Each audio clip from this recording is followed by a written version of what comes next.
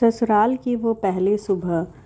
ससुराल में पहली सुबह आज भी याद है। कितना हड़बड़ा के उठी थी, ये सोचते हुए कि कहीं देर हो गई हो और सब न जाने क्या सोचेंगे। एक ही रात तो नए घर में काटी और इतना बदलाव, जैसे आकाश में उड़ती चिड़िया को किसी ने सोने के मोतियों का लालच देकर पिंजरे में बंद कर दिया हो। शुरू के कुछ दिन तो यूं ही गुजर गए। हम घूमने बाहर चले गए। जब वापस आए तो सासू माँ की आंखें में खुशी तो थी, लेकिन बस अपने बेटे के लिए दिख रही। सोचा शायद नया नया रिश्ता है, एक दूसरे को समझते देर लगेगी, लेकिन समय ने जल्दी ही एहसास करा दिया कि मैं यहाँ बहू हूँ। जैसे चाहूँ वैसे नहीं रह सकती।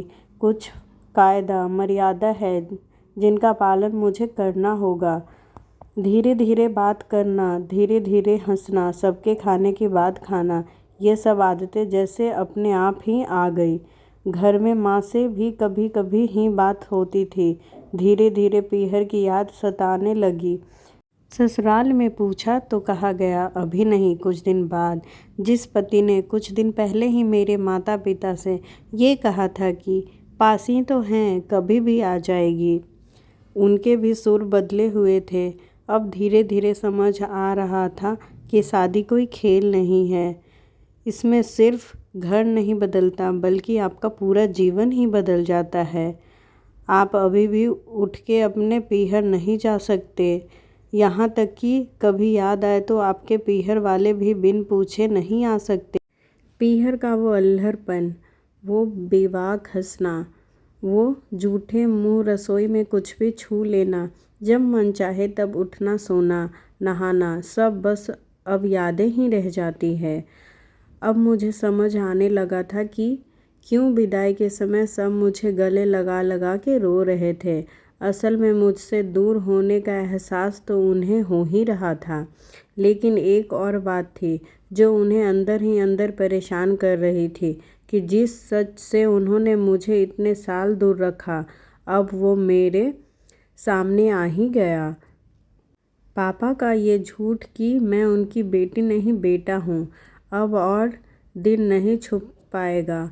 उनकी सबसे बड़ी चिंता ये थी, अब उनका ये बेटा, जिसे कभी बेटी होने का एहसास ही नहीं कराया था, जीवन के इतने बड़े सच को कैसे स्वीकार करेगा।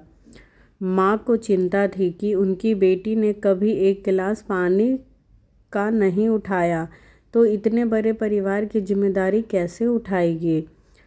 सब इस विदाई और मेरे पराए होने का मर्म जानते थे, सिवाय मेरे। इसलिए सब ऐसे रो रहे थे जैसे मैं डोली में नहीं अर्थी में जा रही हूँ।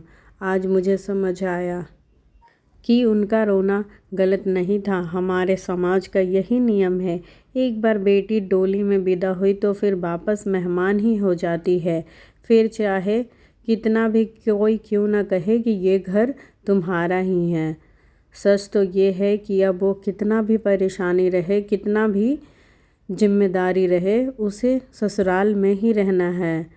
हजारों समस्याएं हो और परेशानी हो, तब भी ससुराल में ही रहना है और उसी हाल में हंसते हुए, गम छुपाते हुए। क्या यह तपस्या से कम नहीं?